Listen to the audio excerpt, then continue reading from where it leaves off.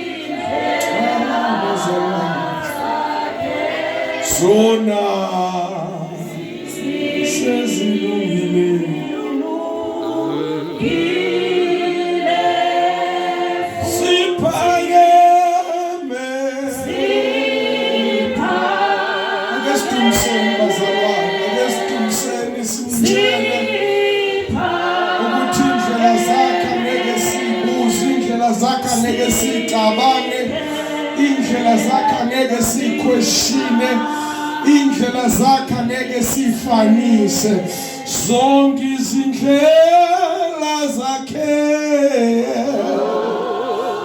abangcwele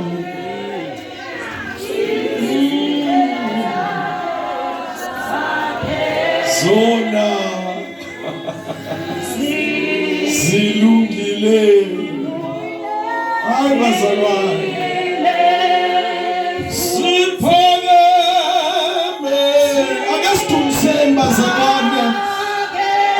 sondeleni uye ngenhloko uphakeme ufanele singelinganiswe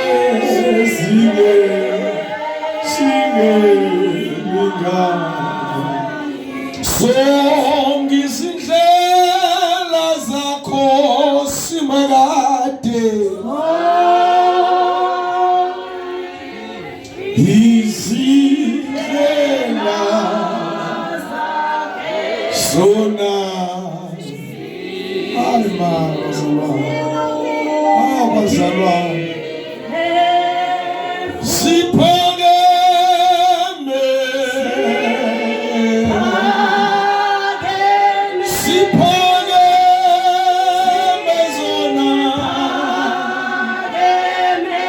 zona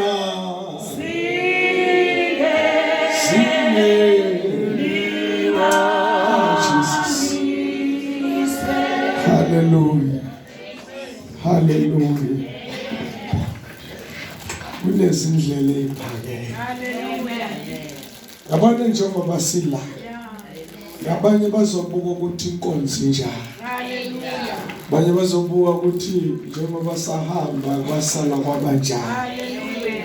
kodwa bese kuba khona loluhlobo lwespecial oluthi Nkosi udinga indlela yakho okwami ukuhlakanipha kuphelele la, okwami ukwazi kuphelele la, okwami ukucabanga kuphelele la. Bazalwane, uma sifuna kuphumelela asibulali imicabango yethu, asibulali inhlakanipho yethu, asibulali ukuthi sinesikhathi esingakanani. You know why it's so difficult ukushumayela ivangeli in our days kubazalwane? It's because abazalwane sebayazi. Hayi bazalwane, abazalwane they know. Naleli verse ulivula kubantu abaziyo. Yabaze bathi ukuswaca kancane bafuna ukukhomba ukuthi lento loyikhulumayo bona bayazi ngenye indlela, kanti indlela zakhe ayifani nokwazi kwakho, futhi ayifani nendlela wena obona ngayo, ayifani nendlela wena ocabanga ngayo. Yiko umunye makathi Nkosi ngifundisa indlela zakho ngoba lezi zami siyaphelelwa, lezi zami noma ngabe ngihambe ngalendlela izolo kodwa namhlanje kunendlela yakho engafani nokuhlakanipha kwami, engafani nokubona kwami. Hallelujah. Sanibonani bazalwane. Ngiyanibingelela egameni likaJesu Kristu. Bamprofeti ngiyabingelela, mfundisi Mkhatshwa ngiyabingelela, mfundisi Maziya, bomfundisi boyithuba mawele bamkhatshwa bangafuni ukuthi kuthiwa abafundisi, ngiyababingelela nabegameni likaJesu baze bayivume. Hayi bazalwane, tshela makhelwane ukuthi bayoze bayivume. Hallelujah. Sibingelela ke nomama uMkhatshwa ke bazalwane part 2 khona namhlanje abangamazi muhle ubaba bekasamlungisa ikhanda nayibonela nje ikhanda lakhe mama uManuweve nje Nkosi yami egameni likaJesu, amen. Hallelujah. Bekasaluka lento zakhe ke manje ngibuza ke ubaba uMkhatshwa ukuthi baba mama ke zingani, uthi no inwele ezimfushane fanele kuze kube lezi zomnaziri ezinde sezizindeke bazalwane, ubuyile usemandle, indumise lapha, umthandazo lapha. Hayi wena thula uzozo wena, amen. Ake shale uNkulunkulu izandla kakhulu. Sibingelele nalabo esiqalayo banabo bazalwane bakhona esiqalayo banabo nje siqala ngqa nje bathi nje hey ngiyaqala ukungena Nkosi yami kule auditorium yenu. Bonke abantu bahlala befika. Hallelujah. Asibingelela bekade ke sabagcina ngoba ngiyababona. Bamnkosi ngiyambona, make lemumva kusamngathoba ngiyakukhumbula. Wakafika kudala uyamkhomba ingane. Wayikhomba ushayela lengane zakhe khuluma iqiniso. Nami umuntu kathathile nje amen. Siyabonga kakhulu manje make nokuthula. Amen. Wakwafika kudala ngisho la. Wasidaka ngendumiso, wafakaza, wasishiya sibhuquza phansi. Kwaze kwayobuza abantu base dry clean bese ngcoliswa yini shiyodi sathina khona umuntu odumisela sase siyagicima. Amen.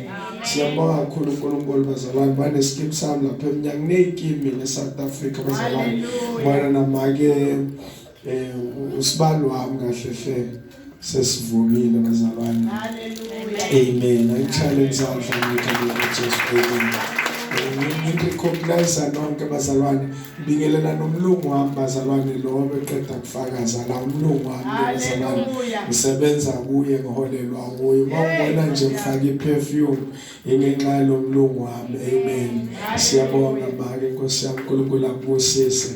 Ngiloko ngiyasho nje kancane ngithatha sinitsheleni ukuthi enze njani abuye, aphinde enze njani abuye, seka lo ngiyambiza nje manje uthi yena sonto lakhe lakufinyela khona isingisi bese kutologa umuntu. So ngizozama ke bazalwane ngamngenela kushumayela ngesingisi kugcine kutologa umuntu. Amen. Ngizoba mfishane nje bazalwane ngifuna ukuthi siye nezweni. Siyabonga program ake nishayele izandla kusikole umuntu bazalwane egameni likaJesu. Amen. Sibonga lenhliziyo yakho makwami usomangala wena. Uqinisile ukuthi kusegarage la. Amen. And you are doing well. Yenza kahle le homework, you are getting there. So fikile. Animshale izandla futhi bazalwane. Hallelujah. Ngifisa ke bazalwane sigijimele nje siyezweni laNkulunkulu. Ngokwamkhuhlane bazalwane nomoya nje we2 days ovele wasitwist. Sagcina sesiketuka. Amen. So siyabingelela ke bazalwane, siyambonga kakhulu uNkulunkulu. Mahubo chapter number 32. Siyaphuthuma nje kafushane. Ngiyakuthanda ke ukufundisa futhi uma kungekho lokubanga umsini ngiyasizakala ngoba ngithola ithuba lokufundisa, but ngiyamcela uNkulunkulu amana ngisize ngibe short as much as I can. Amen. Ngizobeke sengicela ke mamprofeti uzobe seyaqedelela bazalwane Kristu kuye. Ngiyazi makusukuma bese ngiyasukuma nani nemangeenyawo. Amen. Praise the Lord. So banja banawo umkhuhlane bazalwane egameni likaJesu. Amen. Asifundeni ke amaHubo chapter number 32.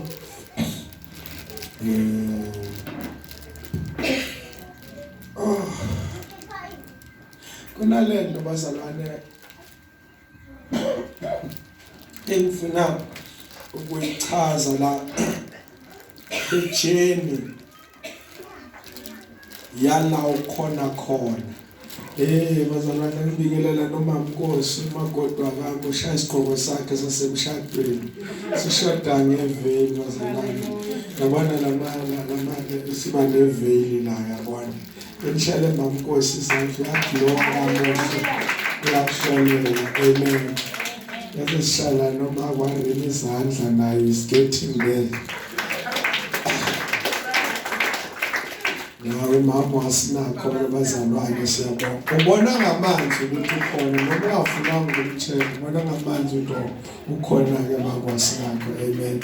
Mamaze buka siyabonga uNkulunkulu asibusisele wena. Ukhona ezinye izinto eziba prophetic engizibonayo lokhu niyazenza lokhu niyayintshontsha. Amen. Mangifuna namhlanje ngithola ucingo ke bazalwane mfundisi simakagula ushonelwe umalume wakhe. Amen. Amen. But surprisingly enough mangithi ngena ku WhatsApp ekuseni ngizwa mama Zibuko ubingelela gogo. Amen. Yesu. Ngo5 umfundisi uyathanda, 4 uyathandaza. Ngo6 mama Zibuko ubingelela gogo. Nisasele futhi. Anikho ne?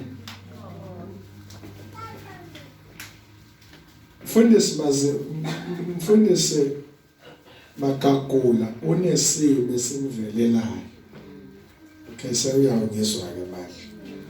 Akakatsheli umuntu. Ucinga imali izongena manje u7 limbikela indaba ezibuhlungu. Ngo4 uyathandaza. Ngo6 mama Zibuko uvusela mfundisi. Yaqala futhi lokho. Ungena ku WhatsApp yasesontweni uthi mfundisi Makagula ngiyakubingelela makwami uyaphila. Waphelela lapho. Mfundisi ngo7 uyafona uceda ukuthola ucingo uthi emelo soshonelwe umalume wakhe.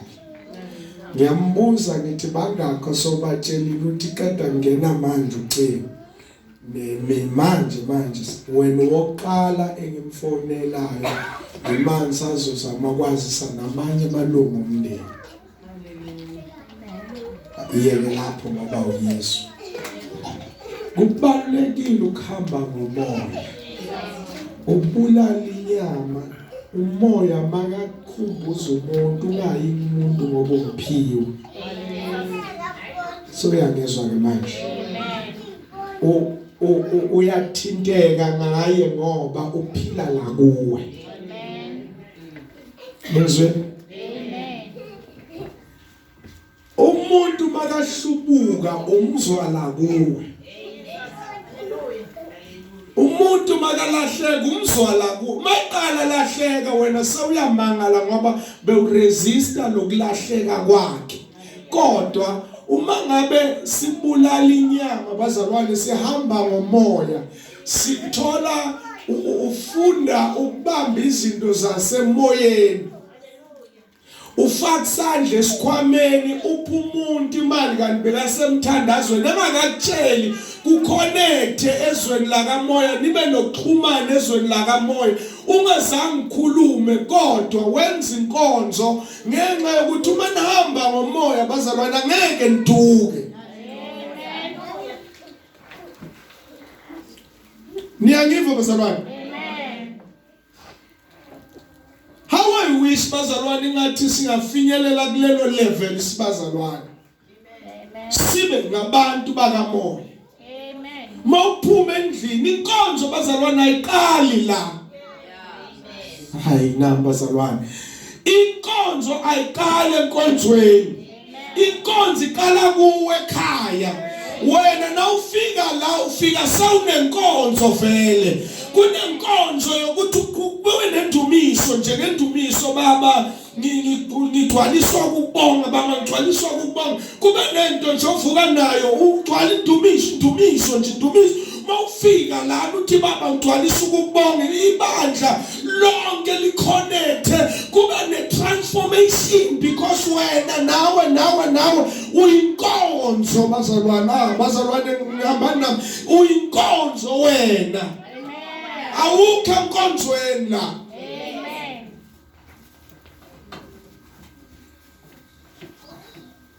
uthi mayikhuluma uPaul athi kunjani bazalwane uma nihlangana omunye ihubo omunye isifundiso omunye umkhuleko ngoba wena uyinkonzo uma ngabe usenkonzweni unenkonzo ungayenzi inkonzo uqhukisha ibandla usho uthi liyaloywa kanti kuloya wena bawena Praise the Lord. Oh yes.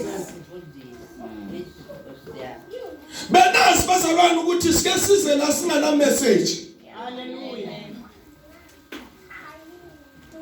Miss call. Amen. Sike sifike la singana message inikwe wena lapha phasi. Oh yes. Ngemkhuleko wakho uqubuka imessage. Ngomhlabelelo wakho uqubuka imessage. Nge-intercession yakho uqubuka imessage. Bekwakanjani bazalwane kuba ngabe sasifinyelela kule level yokuthi uma singena la enkonzweni sibe sigcwalisiwe ngamandla okuhamba sikuNkulunkulu ngamandla okuthandaza sikuNkulunkulu ngamandla okubukana ngeso likaNkulunkulu. Amen. Praise the Lord. Jesus. Wonderful. Oh yes. Siyakuzwa. Jesus. Siqala amabandla amaningi aqala ukurecognize abantu ngoba benikela kahle. Ufundela uverse 7.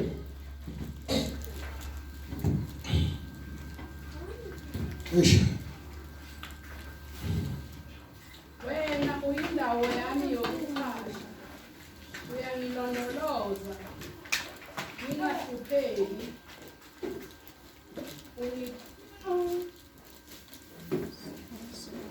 Ungiphatha ngenjabulo yokukhululwa sele. Qhubeka verse 8. Ngizakukufundisa ngikubonise indlela uzakuhamba ngayo. Ngizakukhulekisa ngeso lami. Ningabi njengehashi nembongolo engenamangqondo. Umkhala netomu yemvunulo yayo yokuyiqondisa uma ingasondeli kuwe. Yes, ugcine nje ku verse 9. Ngicela ungifundela kahle lo verse 9 man. Ningabi njengehashi nembongolo engenangqondo. Umkhala netomu yimvunulo yayo yokuyiqondisa uma ingasondeli kuwe. Ake sibone. liphilile baba nasekuseni sibusise ngalo kwaJesu Kristu inkosi yethu kuze kwephathe amen. Ngifuna ukuthi isihloko sami kuba besizwa bakhona bengizothi sihloko sami sithi ungabi nenkani. Tshela makhelwane ungabi nenkani. Awuphinde futhi athi ungabi nenkani. Nikhona bazalwane? Amen. Awuphinde akakuzwa uthi ungabi nenkani. Hallelujah. Amen. Nikhona bazalwane? Amen. Awuphinda akuthi ungabi nenkani. Akakuzwa umtshela azakuzwe ungabi nenkani. Phinda futhi mtshela ungabi nenkani. Hallelujah. Amen. Jesus. Nikhona bazalwane? Amen. Ngahlehla indaba yami ikulo verse 9. Nikhona bangcwele? Amen. Ya uma izokhipha abantwana bakwaIsrael eGibhithe akabakhiphanga ngendlela abayaziyo. Yes. Kodwa wabakhipha ngendlela yena yaziyo. Atshela makhelwane ungabi nenkani.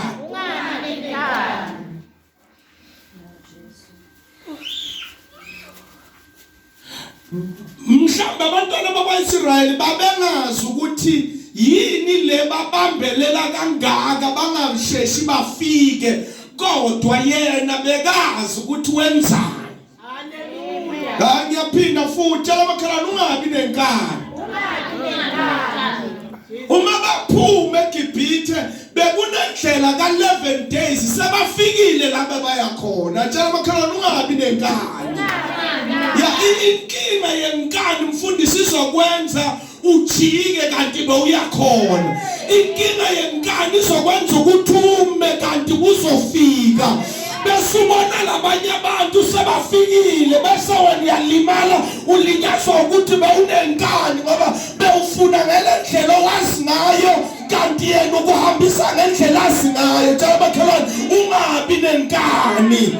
Inkani yabambelela, inkani igcwele ukuzisola, inkani yenza abantu bame kanti kumele bahambe, yenza abantu bahambe kanti kumele bame. Kunabantu abalimele endleleni mfundisi balinyazwe ukuthi babe nenkani kuthiwa kuyamiwa bona bahamba. Abanye balinyazwe ukuthi indlela bathi bona bayayazi kanti le bridge abayondlula kulo liwile.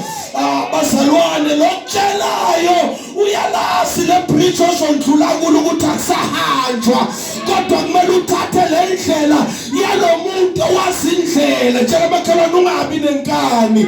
Yes, wena uhlakaniphile ekholweni uyazi futhi namavesi uyawafunda kodwa ukwazi uNkulunkulu akuhlelayo uthi uma ikhuluma ethi imicabango yami ayifani nemicabango yenu nokubona kwami akufani nokubona kwenu kodwa bakhona nabazalwane. Amen. Jesus. Ungabi nenkani. Inkani izokubambelela.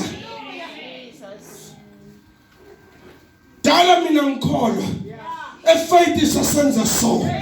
Dala mina ngikholwa eassembly sasenza so. Kudala mina ngikholwa erema sasenza so. Ungabi nenkani. uNkulunkulu uyayishintsha izindlela. uNkulunkulu uyashintsha indlela yokwenza futhi ashintshe ne-leadership enza ngayo izinto. Kodwa bakhona abazalwane uJehova bazalwane ngamabomu wenza ukuthi uVashiti abhede akhishwe bese kungena uEsther ngoba ukuthi makhelwane ungabi nenkani manje makhelwane. Yeah. Wakhipha Elijah wafaka Elisha. Kodwa ngosiyami nangusimakade eshintsha izinto la. Kunabantu thina sibazi ukuthi bebakhona ba right izolo kodwa namhlanje izulu alikaba approve. Ungabi nenkani uNkulunkulu mayishintsha leadership. Ungabi nenkani uNkulunkulu mayishintsha indlela yokwenza. Ungabi nenkani uNkulunkulu kodwa bakhona nabangcwele lana ngazi noma khona abantu engikhuluma nabo la ngoba inkinga yakho kade waphumelela ubanjwe inkani. Into zakho kade senzeka ibanjwe inkani. Kade wena uNkulunkulu akufikisa iproblem was kakhulu kunasimakade. Praise the Lord. amakhulu nama-notes amakhulu engiwakope TV bese ucabanga ukuthi simakade kuleyo TV yakho. Simakade akanandaba nezinto ezenzeke TV. Simakade unendlela yakhe ukuhambisa ngayo wena. Kodwa bazalwana ngasi yasi. Ungabi nenkani. Nkulunkulu mayizokhipha uMose eGibhithe umdabulise lwandle lubovu uthi Mose khomba ngenduku la ngoba uNkulunkulu unendlela yakho. Abantu ke babembona Mose khomba ulwandle ngenduku bebacabanga ukuthi nase Jordan kuzokhonjwa ngenduku kanti uNkulunkulu ushintshile ngoba imicabango yakhe ayifani nemicabango yethu. uNkulunkulu wathatha le nduku nibeke phansi kodwa manje akusesikhathi sokuhamba ngenduku kodwa sekuhamba ngemiyalelo wami ngokukhuluma kwami ngendlela mina ngibona ngayo manenza nokwenza lokhu nilalela izwi lami nizobenefit izinto ezinkulu. Oh bazalwane, Jesus. uNkulunkulu uyayishintsha leadership mayithole thu. Hallelujah. uNkulunkulu wakhipha uMose wafaka uJoshua. Hallelujah. Bantu ke baberem bathi thina sivame ukutshela uJoshua uMoses went to get off. uMoses thina bekasazi kahle bazongizwa manje. uMoses thina bekasazi kahle uHatebe thina lesasihamba nayiqala bekasazi kahle besithi basiduba bekudubeka uma sike sayibhlokha iyablokheka uma sike sahamba sabe simakade ushintsha indlela yokwenza simakade ufaka abantu benhliziyo yakhe simakade ushintsha izinto ngendlela engenza ngayo ayifani nendlela bekenza ngayo ngo-99 simakade uyashintsha ungabi nenkani.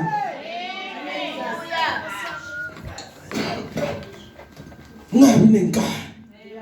Inkani izokufikisa ekudeni. Ya kunabantu la. Ngixolele zona. Ngixolele. Hayi ukuthi umshado awukazi ukulungela. Waba nenkani sewufikile. Nale promotion le akusikho ukuthi wena ipromotion yakho yakugetsha ugejwe inkani yakho. Amen. Ithi ngimfundise ngifake Hallelujah. kunalento yama union la kusebenza khona. Lento izofaka inkani. Jesus. La union yasezulwini ithi ningabi nenkani. Amen. Le yabantu ithi banenkani ungavuma umqasha ejwayelekayo kanti uyatest.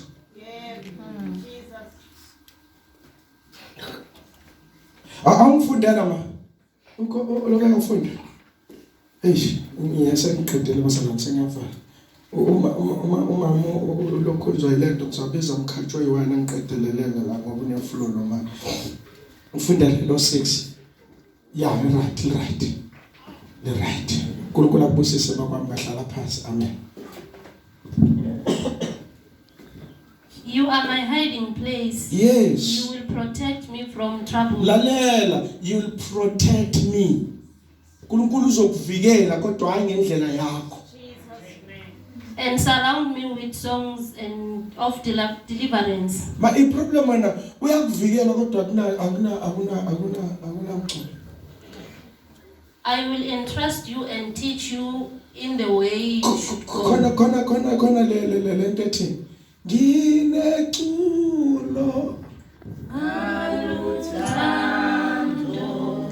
Luka Kristu mfeliwa ngimbabaza uzwe siyababaza lalela ay Jehova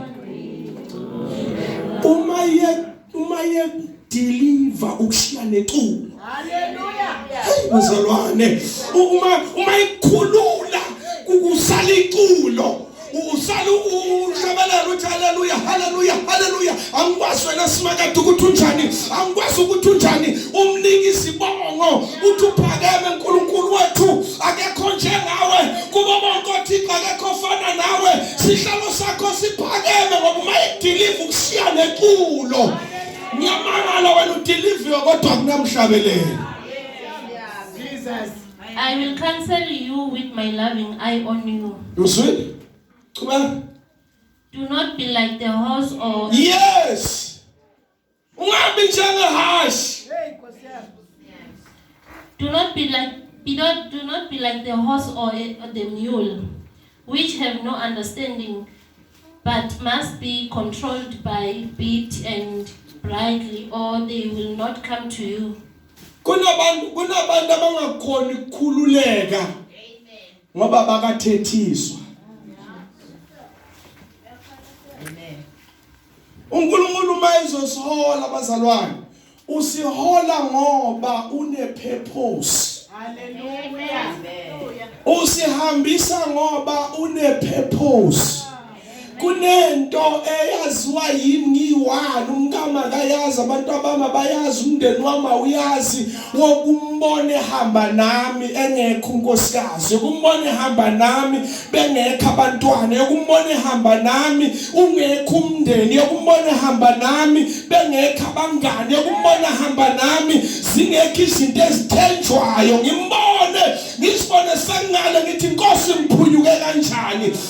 Kunalento yokuthi uma ulele uyakwazi ukuphupha inyongo seceleni kwakhe aphuphe kamnandi azakuvusa athi yini kangaka. Ingoba uNkulunkulu ufuna ama personal experience kithi njengabantwana bakhe. Hallelujah.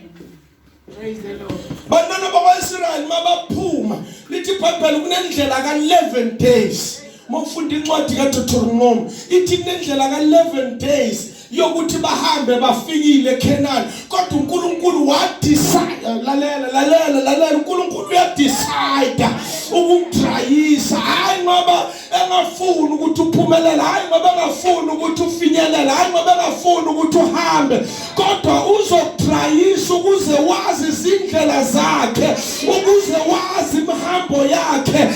Uyabona lento ngiyacabanga ukuthi into eyavusa inkani kuCaleb noJoshua sebawabonile ama-giant bathi kodwa siyakhona, ngoba lesikhathi bahamba olwandle olubovu babelokhu bemstadisha bathi awunguye uJehova lo, nalapho sebamele badle bapheke. uNkulunkulu athi yekelana amabhodo, yekelana umlilo, kodwa lethani izitsha, usimakade anisa imvula yokudla ezulwini. Baze bathi kanti yini le nkosi kuthiwa imana, lento ekuthiwa imana ilento ukuthi yini le inkosi, ngoba bekumele ngabe ngifila ngazi ngiphunyuke kanjani, ngoba lolu giba ngendlela belixushwe ngayo bekumele ngiphelele lapha, kodwa wangikhipha simakade. Hallelujah. Praise the Lord. Jesus. Problem yakho uzokhipha, kodwa ungabi njengehashi, ungabi njengemphongolo bese kuthiwa yona enganangqondo. Usuthi uma ungamlalela uNkulunkulu awunangqondo. Nethi ke sesibalekela ukuthi uzophuma la esontweni, ngoba wena soba sesikutshela ukuthi awunangqondo uzoyofuna ibandla elizothi unengqondo, kodwa kona unangqondo uma ungamlalela. Ungamlaleli nje uNkulunkulu, ungabi nangqondo. Hallelujah. Ithini ngimtshela bazalwane, the reason asinawumona namadlozi ne. Yeah, let me say it black and white. Asinawumona namadlozi. Hello. Hallelujah. Cha asinawumona namadlozi. Ithi ngikusho amen nize nimusho. Asinawumona namadlozi. Angiphinda asinawumona namadlozi. Inkinga vele sesinomthwalo esinikwe wona. So angikwazi ukuthwala into zamadlozi ngiphinde ngiyothwala icebo likaNkulunkulu. Angikwazi ukuyolalela uNkulunkulu ngoba nalendlela angihambisa ngayo kufuneka ngiqaphelisise ukuthi la ngiwelisa khona ikuphi la ngihamba khona. Kwesinye isikhathi ngibuza ngithi ngikephi la Nkosi, ingabe bikho impendulo, ngilinde simakade azangiphendule. Manje inkinga yami ngine crisis ke bazalwane, ngoba ngala ngilinde simakade ukuthi angiphendule, ngalana kuza nale mthwalo lesumbu sasekhaya samadlozi esithi mina ngilotsholwanga ekhaya, esithi ubaba wangiphika kufanele ayogeza ikhaya, esithi amabhada khona kufanele inkomo ezobulawa ukuze ngikhululeke eqalekisweni semndeni. Ngalana ngithwe ngithola iqalekiso sasemndenini ngangithola icebo likaNkulunkulu angeke bazalwane uzofana nembongolo. Akhumbula impongolo yama-cowboy lesindwa ngala nangala ingathi noma ikhulelwe noma ikhuluphele. Hallelujah. Twali awuNkosi yami. Lesikhathi basehlala khona laba ke bababeka khona entabeni Jesus. bahamba sebasehlala wathi uNkulunkulu jika nabo. Amen. Jama khona ungabi nenkani. uNkulunkulu uyajisa. Amen. Yabona imizwa yami. Jama khona lo muntu azunemizwa usithanda kana. Njalo imizwa yami. Njalo umuntu unemizwa. Yabona imizwa yami. Ngesingama ngisafuna isikhonzelela. Imizwa yami ithi ngeke mina mashaba ngihlule. Imizwa yami ithi ngeke mina ngihlulwe ibandla laseFaith. Imizwa yami ithi ngeke ngihlulwe ibandla lase-Assemblies of God. Kodwa uhlelo likaNkulunkulu lithi wena thobeka ngoba mina ngikhambisa ngendlela yami. Ungabi njengomnews, ungabi njengehashi. Fanele kulezinto udlule kuzo sokathi uzothi na ungibonga inyambe zigcwala amehlo ukuthi la kwenze simakade. Ya wabi nenhlanhla nabantu abaphumelelayo kodwa wena ungafani nehashi nomnews. Uma ngabe uNkulunkulu athi shona le bese wena uthi angisayi lenkosi. uNkulunkulu ukhona lokafuna ukudlulisa kuko. AwuNkosi yami. Glory to God. Ngijule kancane njengoJulius. Jesus. Kufana nayo bazalwane lento ukuthi uma ngabe sihlaselwa izinto sithi kimi akwenziwa lokho kunentando yakhe azoyifaka la kuwe ukuthi umuntu ohlushwayo mayisekhola uresponda njani.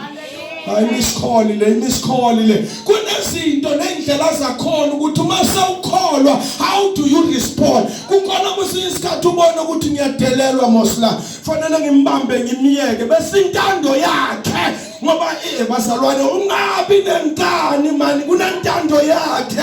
Kwesinye isikhathi lo makhelwane uyakudelela intando yakhe ukuthi okholwayo akavezi impawu zokholwa.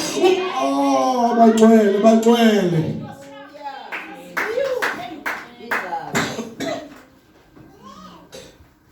so wanela ngakhe. Amen. Akwenziwa kimi lokho. Sengiyacina ukuthi ngithandaza Matthew chapter number 6. Sengiyathandaza yalamazwi. Umfundisi ngazi noma Bishop Prophet uzochubeka yini noma sizocela bona la. Ngizocela munye. Ngiyazi ukuthi laba bazose bayivuma inkani laba ngiyakutshela. Bazalwane ayikho into engake ngayiprofetha mina yageja. Hallelujah. Angiphinde futhi angikase ngiprofet mina ngithathwa amehlakho thathwa lento uNkulunkulu asibayisho. Ayikho into engake ngayiprofetha yangafezeki. Hallelujah. From the word. Jesus. Nina uzangibuza.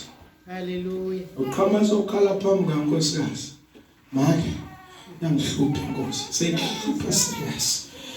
Matthew chapter number 5 verse number 43. Ngama speed masana. Manje ngifundele makwami sengiyathanda sengiyacela. Sasaqeda saphuma bazalwane manje. You have heard that it was said, Yalizwa kuthini? Uswile. love your neighbor and hate your enemy. Mama, uzwile first. Lithini? Uswile. Vele nasekhaya kimi soba swile. Ukuthi la ikhathi nasenziwa so. Uzwile? Ya umuntu mayibhedela wena, ngwakahadebe wena ubuyele emuva. Mbamba umyeke. Khuyicubeke la. Jwayela kahle. Hayi bazalwane nayi ngesikhole sontweni. Sengiyavala. Niswile. Futhi abanye benu nibonile. Ya, angigcinanga ngokuzwa abanye benu nibonile. Futhi baze bakushayela izandla, bakhawula bathi vele lo hlobo la kamkhaxa lunje. Liyashayana, ukubamba lokuyena, uyaphanyekwa lapha. nizwile mankinga khona ningabi njengeimbongolo ningabi njengamahashi lento enizwile ningayihlanganisi noNkulunkulu uNkulunkulu uzokutshela into ehlukile kunalo izwile uzokutshela okuhlukile kunalokwaziyo uzokuhambisa ngeindlela zakhe kunalezo wena ujwayele ukuhamba ngazo Hallelujah. bathini You have heard that it was said, love your neighbor and hate uthanda your enemy. umakhelwane wakho zonke isitha sakho nikuzwile lokho and nani abanye benu ni qualify yes yiko nje ningazwani nabo ngoba nezwa nabona futhi umndeni wakini nje amen uyaphela la ngeke ngisaba nesonke nescript Hallelujah. nizwile Hallelujah. nabona nathi nje bomkhathi anazi indoda izwile ibonile safundiswa ukuthi umuntu wesifazane ihashi introko fanele awashe fanele apheke fanele ayine fanele abone uqokane iyona nsila leyo sizwile sabona funda mama uthendas yes ukhona ophethe nangeswazi aphinda azosifundela eMayiqeda mama 44. But I tell you, love your enemies and pray for those who persecute you. Where 45. yeah That you may be children of your Father in heaven. Jesus yemala ukhona omunye ophethe ngeswazi Nivile ukuthi kuthiwa ubothanda makhelwane wakho utonze sitha sakho kodwa mina ngithi kini thandzani tithateni nibakhulekele labanitingelela thandani zitha kukhuluma tshela makhelwane akukhulike lamazwi yabona yiwo la xesha abantu enkonzweni awuphinde futhi khuluma ngawo awuphinde umtshele makhelwane thandani noma ngasho ukuthi thateni kuyafana kuzalwane kokwethu kuyahambelana thandani tithateni qhubeka uphinde awusho futhi bese nizonda labo abanizondayo mtshela makhelwane ukuthi ngena la xawula makhelwane ukuthi wenze kahle wenza ngokwezwi hamba ezwini yeah mtshele futhi ukuthi asibasonde labodoni Amen. basilimazile yeah mtshele no Jesu sigele inkinga nawe ithabekho labo baba umamkhathi ungakhuluma kakhulu mtshele ukuthi nalama ex bathi swasonde sitha sakho vele le ex angisho kubeka nale ex bathi sizonde mtshele makhelwane nase niyayeka manje basefika kuma ex khuluma mzama ngifuna ukuvana ngihlukana namanje nale ex isonde thanda lo mthandayo sonde lo mzondayo it's under the will of God kodwa nasosindisi ungafani nehashi nasositshama khona masosindisi ungabi ihashi wena ngiyalumela kodwa kwenze akwamkeleki kodwa kwenze akuhlali kahle kodwa kwenze akusikho kodwa kwenze ngoba kunala kubenefitela khona ngiyazivela nalokushutha niyayeka kushuthi masengikhuluma so qhubeka ke uthini lapho kodwa mina ngithi kini thandzani tithateni nibakhulekele labanitingelela kunizwa yes yekelani lento kafaya namthanda ufaya amen nangakekho esontweni ithi ngivale iBhayibheli ubone sengiqedile yekela lento kafaya angiphinde futhi yekela lento kafaya angiphinde ngizoze nithi amen yekela lento kafaya Amen. because lesikhathi bazalwane nikhulekela izitha zenu hamba nami lesikhathi nikhulekela izitha zenu ukuze kimi ngifakazi walento lesikhathi nikhulekela izitha zenu uNkulunkulu ngigranta ngezibusiso zezitha zenu.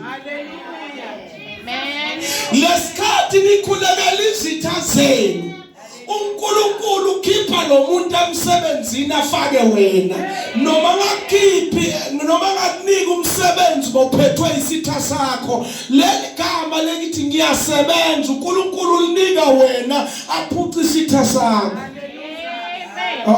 No, kusasemiskholle. Lesikhathi ukhulekela isitha sakho ilesikhathi ubamba the will of God. Amen. Uke wahlupheka in life izinto zakho zibe kulo muntu ongamfuni. Nango amen futhi phela. Uhlupheke kube nesidingo uye kumfundisa umkhathi bathi hayi hamba prophet Radebe. Uthi okay ngizoya.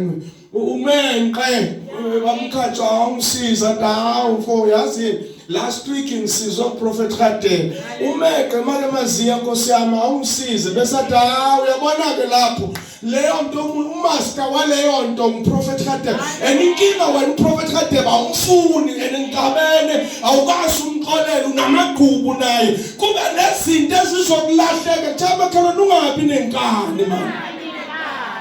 Hallelujah. Amen. Lento yoqola akusiyakho kodwa ye-destiny yakho. Kunala uyakhona uzohlangana khona nalomuntu bathi indaba kuphele engahlangani kodwa abantu bayahlangana. Uma ngabe uxolela umuntu lo muntu owabona nguye okhumbulayo bake baplanta uJosefa bathi ufile udliwe isilwane esiyingozi. The very same people abahambisa umyalezo wrong, abahambisa imessage yamanga, abangabafowabo uNkulunkulu wasebenzisa bona. Nizothi kuwe kuba nabantu lana bazohambisa imessage right for wena as long as ungabi nenkani. Tshela makhelwane ungabi nenkani. Hallelujah. Siyabonga Baba wethu loyingcwele egameni likaJesu. uNkulunkulu wethu loyingcwele. Kuseni Baba siyaphakamela kuwe idwala elinamandla. Siyaphakamela kuwe insindiso yethu. Baba wethu omuhle namhlanje kuseni Baba siyanamukela izwi lakho linjalo uNkulunkulu wethu onqwele. Sibonga Baba wethu ongcwele uqondiswa izwi lakho uNkulunkulu wethu namhlanje kuseni Baba silibandla lakho uNkulunkulu wethu ongcwele. Wena uyasazi einhlizweni zethu ngoba izwi lakho lithize Baba wena wazi ngisho imicabango yethu, uhlola ngisho izinto zethu. Baba wethu ongcwele akukho esingema ngako phambi kwakho ungakwazi. uNkulunkulu wethu namhlanje izwi lakho selehlile ngalendlela Baba wethu ongcwele egameni likaJesu. Kuneyinhliziyo ezivumelana nezwi lakho ukuthi Nkosi qala ngami Baba wethu ongcwele. Kuseni Baba sizosho njalo uNkulunkulu wethu ongcwele izwi lakho selehlile ukuthi Baba masilungiswe kuwe uNkulunkulu wethu onamandla wonke ukuze Baba siqhubeke endleleni sikukhonze Baba wethu ongcwele.